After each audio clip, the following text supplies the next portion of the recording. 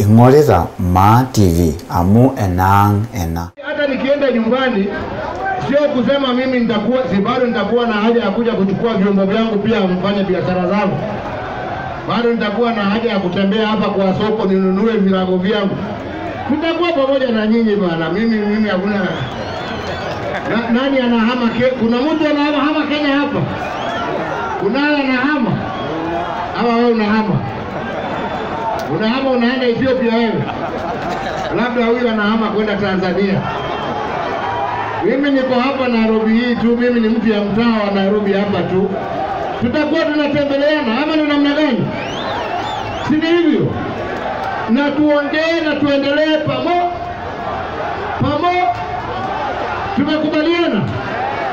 Tuko pamoja kwa BBI. Wacha nione kwa mikono tena ni wangapi. Nasema Mungu awabariki na awalinde, asanteni sana.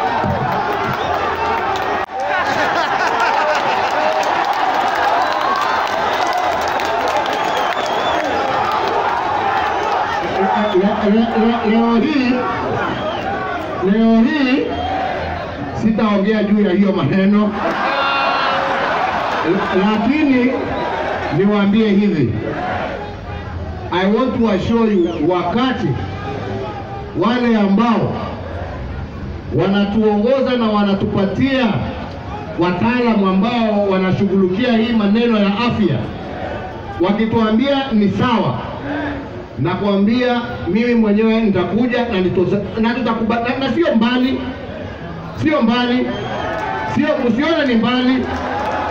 Hivi karibuni yangu tu ni kuwauliza nyinyi vijana, tukifungua hiyo mambo ya curfew,